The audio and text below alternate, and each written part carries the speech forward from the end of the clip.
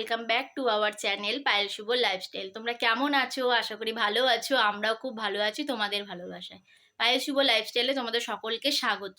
চলে আসলাম একটা নতুন ভিডিওর সাথে, তো তোমরা ভিডিওটা দেখতে থাকো। আজকে আমি তোমাদেরকে আলুর পকোড়া রেসিপি দেখাবো।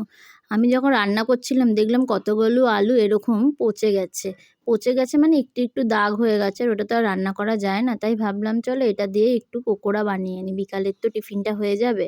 তো দেখো আলুটাকে আমি ভালো মতন করে এইভাবে কুড়িয়ে নিয়েছি, কুড়িয়ে একদম ভালো করে ধুয়ে নিয়েছি। তোমরাও 3-4 বার ভালো করে ধুয়ে নেবে, একদম পরিষ্কার করে ধুয়ে নেবে। তাহলে একদমই খাওয়ার সময় কোনো গন্ধ ফন্ধ কিচ্ছু লাগবে না। দেখো আমারটা কেমন পরিষ্কার হয়ে গেছে। তারপর আমি এখানে দিয়ে দিয়েছি নুন, ভাজা মশলা, লঙ্কার গুঁড়ো, হলুদ, আর এর সাথে আমি আরও দেবো যে পেঁয়াজ কুচি, লঙ্কা কুচি, টমেটো কুচি।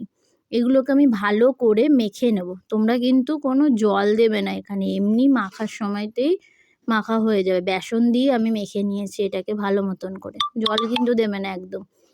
তো তারপর দেখো কড়াইয়ে তেল গরম করে নেওয়ার পর পকোড়াটা ভাজবে। আমি কিন্তু ভাজবো না, ভাজবে আমার বর।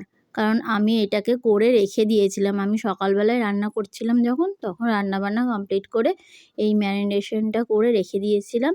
আর ওকে আমি বলেছি, আমি তো পড়াতে গেছিলাম বিকালবেলায়, তো বলেছি তুমি ভেজে রাখবে, এসে খাবো দুজন মিলে একসাথে, নাহলে আমি এসে করতে করতে অনেক লেট হয়ে যাবে।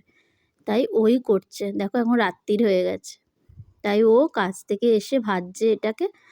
আর তারপরে আমি পড়িয়ে চলে আসলাম, দুজনে মিলে খেলাম। আর দেখো লাল লাল পকোড়া ভাজা হয়ে গেছে। তো তোমাদের এই রেসিপিটা কেমন লাগলো জানিও, অবশ্যই তোমরা ট্রাই করে দেখতে পারো। খুবই ভালো খেতে, দারুণ হয়েছিল খেতে। তো আমাদের ভিডিও যদি ভালো লাগে একটা লাইক করে দিও, কমেন্ট করো, আর নতুন বন্ধুরা সাবস্ক্রাইব করে দিও নতুন নতুন ভিডিও দেখার জন্য। তো আজকের মতন ভিডিওটা আমি এখানেই শেষ করছি, দেখা হচ্ছে পরের ভিডিওতে। টাটা।